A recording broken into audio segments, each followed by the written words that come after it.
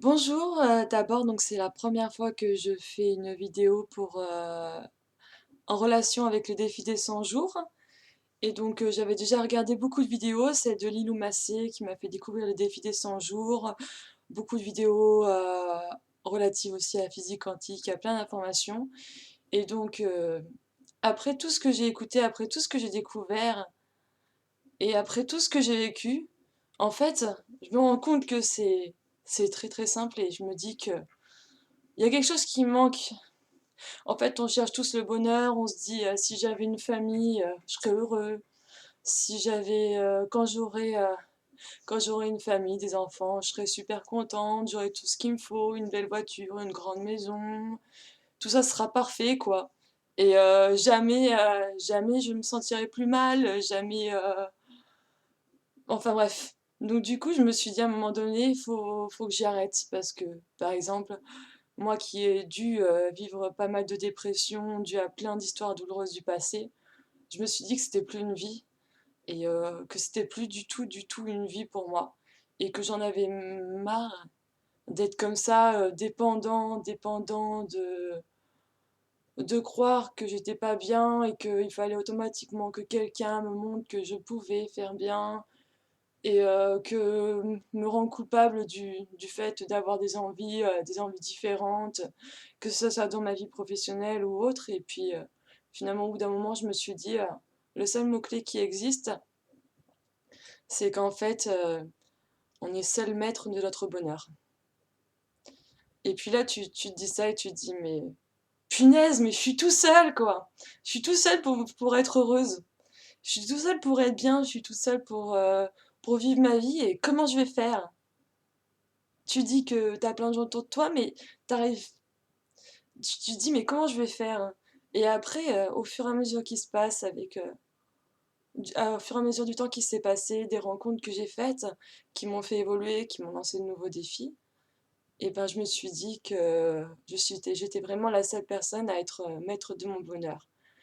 Donc des méditations pour ressentir tout l'amour que je pouvais ressentir dans chaque coin de ma vie, à chaque moment, de la gratitude, tout ce qui peut se passer en fait.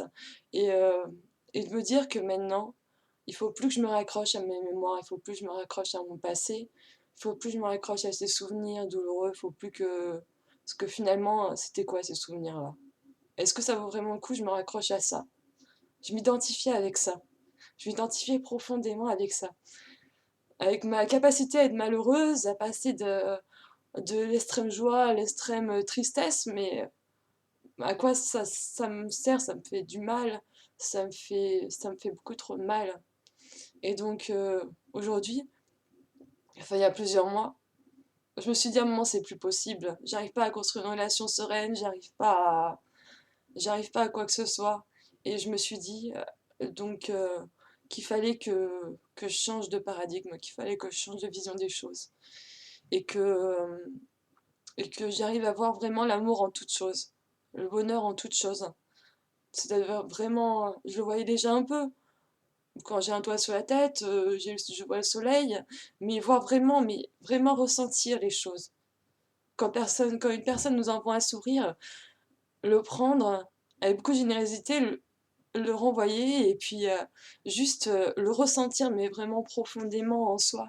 Et puis se dire, et puis le ressentir, et puis savoir que cette période-là, cette émotion-là, elle va passer et que va y avoir autre chose dans ma vie qui va me faire ressentir encore des choses plein de délicatesse, de tendresse, de partage, d'amour.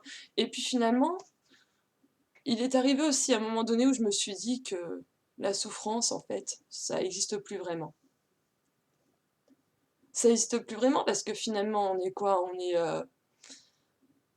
C'est notre cerveau, en fait, c'est mon cerveau qui maintient l'idée que je dois souffrir. Parce que j'ai souffert avant. De choses que je ne comprenais pas, même inconsciemment, en fait, j'ai créé cette souffrance moi-même. C'est même pas forcément la faute de qui que ce soit ou de quoi que ce soit. Mais du coup, je marchais sur ce concept-là et puis j'avançais plus.